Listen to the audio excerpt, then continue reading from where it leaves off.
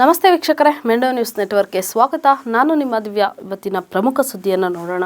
ವೀಕ್ಷಕರೇ, ಹೊರದೇಶಗಳಲ್ಲಿ ಕೆಲಸ ಮಾಡಲು ವೀಸಾ ಕೊಡಿಸುವುದಾಗಿ 51 ಜನಕ್ಕೆ ಸುಮಾರು 2.64 ಕೋಟಿ ರುವನ್ನು ವಂಚನೆ ಮಾಡಲಾಗಿದೆ. ಈತ ತಿಲಕ್ ನಗರದ ಸಕ್ಲೇನ್ ಸುಲ್ತಾನ್ ಅಂತ 34 ವರ್ಷ. ಇನ್ನು ಈಕೆ ನಿಖಿತಾ ಸುಲ್ತಾನ್ 28 ವರ್ಷ. ಒಂದು ರೀತಿ ಹೇಳ್ಬೇಕಂದ್ರೆ ಇವ್ರು ಮಾಡಿರೋದು ತಪ್ಪೇನಲ್ಲ ಅನಿಸುತ್ತೆ ವೀಕ್ಷಕರೇ. ಯಾಕಂದರೆ ಮೋಸ ಹೋಗೋರು ಇರೋವರೆಗೂ ಮೋಸ ಮಾಡೋರು ಇದ್ದೇ ಇರ್ತಾರೆ. ಹಲವಾರು ಬಾರಿ ಸಾಮಾಜಿಕ ಜಾಲತಾಣಗಳಲ್ಲಿ ಮಾಧ್ಯಮಗಳಲ್ಲಿ ತೋರಿಸ್ತಾನೆ ಇರ್ತಾರೆ, ಈ ರೀತಿ ಕ್ರೈಮ್ ನಡೀತಾ ಇದೆ, ಈ ರೀತಿ ಮೋಸ ಆಗ್ತಾ ಇದೆ, ಜನ ಎಚ್ಚೆತ್ಕೊಳ್ಳಿ, ಮೋಸ ಹೋಗಬೇಡಿ. ಅದಲ್ಲದೆ ಪೊಲೀಸ್ ಇಲಾಖೆಯಿಂದ ಕೂಡ ಫೋನ್ ಕರೆಗಳು ಬರ್ತಾ ಇರುತ್ತೆ, ಈ ರೀತಿ ಕರೆ ಬಂದರೆ ಸ್ವೀಕರಿಸಬೇಡಿ, ಮೋಸ ಎಲ್ಲ ರೀತಿಯಾಗೂ ಕೂಡ ಮಾಧ್ಯಮಗಳಾಗಿರ್ಬೋದು, ಪೊಲೀಸ್ ಇಲಾಖೆ ಆಗಿರ್ಬೋದು, ಒಂದು ರೀತಿಯಾಗಿ ಸುರಕ್ಷತಾ ಕ್ರಮಗಳಾಗಿರ್ಬೋದು, ಇನ್ಫಾರ್ಮೇಷನ್ಗಳನ್ನ ಕೊಡ್ತಾನೆ ಬರ್ತಾ ಇದ್ದಾರೆ. ಆದರೂ ಕೂಡ ನಮ್ಮ ಜನ ಎಚ್ಚೆತ್ಕೊಳ್ತಾ ಇಲ್ಲ.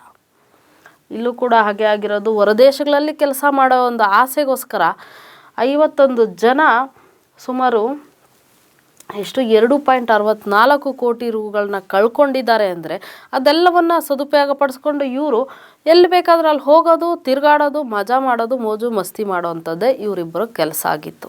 ಹೊರದೇಶಕ್ಕೆ ಹೋಗಬೇಕು ವೀಕ್ಷಕರೇ, ಹೋಗೋದು ತಪ್ಪಂತಲ್ಲ, ಬಟ್ ಅಲ್ಲೇ ಹೋಗಬೇಕು, ಅಲ್ಲೇ ಕೆಲಸ ಮಾಡಬೇಕು ಅನ್ನೋ ಒಂದೇ ಒಂದು ಆಸೆಯಿಂದ ತಮ್ಮ ದುಡ್ಡನ್ನು ಕಳ್ಕೊಳ್ಳುವಂಥದ್ದು, ಮೋಸ ಹೋಗುವಂಥದ್ದು ಎಷ್ಟು ಮಾತ್ರ ಸರಿ? ನಮ್ಮಲ್ಲೇ ಕೆಲಸ ಬೇಜಾನಿದೆ, ಎಷ್ಟೋ ಕೆಲಸಗಳಿದೆ, ಹುಡುಕಿ ಇಲ್ಲೇ ಕೆಲಸ ಮಾಡಿ ಹೊರದೇಶಕ್ಕೆ ಹೋಗುವಂಥ ಆಸೆ ಯಾಕೆ?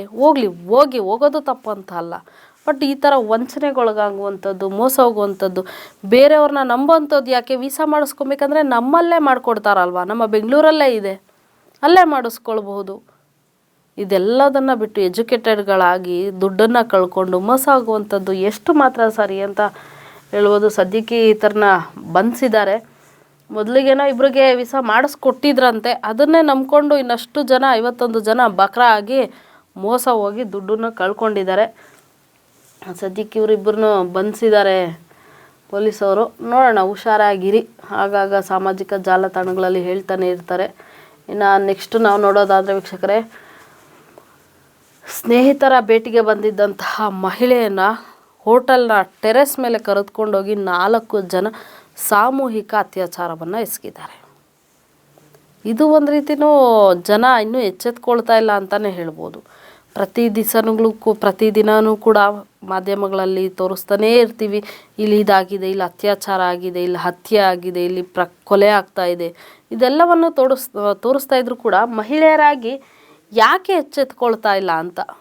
ಇನ್ನು ಹೀಗೆ ದೆಹಲಿ ಮೂಲದವರಂತೆ, ಬೆಂಗಳೂರಿನ ಯುವಕರನ್ನೇ ಮದುವೆಯಾಗಿ ಬೆಂಗಳೂರಲ್ಲೇ ನೆಲೆಸಿರ್ತಾರೆ. ಇನ್ನು ಹೋಟೆಲ್ ಹಾಗೂ ಕ್ಯಾಟ್ರಿಂಗ್ ಕೆಲಸ ಮಾಡ್ತಾ ಇರ್ತಾರೆ ಅವರು. ಹೋಟೆಲ್ಗಳಿಗೆಲ್ಲ ಮತ್ತು ಮದುವೆ ಫಂಕ್ಷನ್ಗಳಿಗೆ ಇದೆಲ್ಲದಕ್ಕೂ ಕೂಡ ಊಟವನ್ನು ಸಪ್ಲೈ ಮಾಡುವಂತಹ ಕೆಲಸ ಮಾಡ್ತಾ ಇರ್ತಾರೆ. ಈ ಸಂದರ್ಭದಲ್ಲಿ ತಡರಾತ್ರಿ ತನ್ನ ಸ್ನೇಹಿತರನ್ನು ಭೇಟಿ ಮಾಡೋಕ್ಕೆ ಹೋಗುವಂಥ ಸಂದರ್ಭದಲ್ಲಿ ಅಪರಿಚಿತರು ಆತ್ಮೀಯವಾಗಿ ಮಾತಾಡಿಸಿದ್ದಾರೆ. ಅದ ನಂತರ ಆ ಹುಡುಗಿ ಅವರ ಜೊತೆಗೆ ಹೋಗಿ ಹೋಟೆಲಲ್ಲೇ ಉಳ್ಕೊಂಡು, ಇದು ಎಷ್ಟು ಮಾತ್ರ ಸರಿ? ಅದನ್ನು ಮಿಸ್ಯೂಸ್ ಮಾಡಿಕೊಂಡಂಥ ಅವರು ಕೂಡ ಸಾಮೂಹಿಕವಾಗಿ ಅತ್ಯಾಚಾರವನ್ನು ಮಾಡಿದ್ದಾರೆ. ಅದಾದ ನಂತರ ಆಕೆ ತನ್ನ ಪತಿಗೆ ತಿಳಿಸಿ ಕಂಪ್ಲೇಂಟನ್ನು ಕೊಟ್ಟಿದ್ದಾರೆ. ಅದಾದ ನಂತರ ಪೊಲೀಸರು ಕೂಡ ಬಂಧಿಸಿದ್ದಾರೆ ಆರೋಪಿಗಳನ್ನ. ಬಟ್ ಎಲ್ಲೋ ಒಂದು ಕಡೆ ಹೆಣ್ಮಕ್ಳು ಕೂಡ ಹುಷಾರಾಗಿರಬೇಕು, ಜಾಗರೂಕರಾಗಿರಬೇಕು. ಕಾಲ ಬದಲಾಗಿದೆ, ಎಲ್ಲೇ ನೋಡೋದ್ರಲ್ಲಿ ಅತ್ಯಾಚಾರಗಳಾಗ್ತಾಯಿದೆ, ಹತ್ಯೆಗಳಾಗ್ತಾಯಿದೆ. ಎಲ್ಲ ಆಗ್ತಾ ಇದ್ದಾಗಲೂ ಕೂಡ ನಾವು ಹೆಣ್ಮಕ್ಳಾಗಿ ಎಚ್ಚೆತ್ಕೊಂಡಿಲ್ಲ ಅಂದರೆ ಎಲ್ಲೋ ಒಂದು ಕಡೆ ತಪ್ಪಾಗುತ್ತೆ. ಪ್ರತಿಯೊಂದನ್ನು ಪೊಲೀಸ್ ಇಲಾಖೆನೇ ಮಾಡಲಿ, ಪ್ರತಿಯೊಂದನ್ನು ಸರ್ಕಾರನೇ ಮಾಡಲಿ ಅಂದರೆ ನಾವು ಜಾಗೃತರಾಗಿರಬೇಕಾಗಿರುವುದು ಮುಖ್ಯ ಅಲ್ವಾ?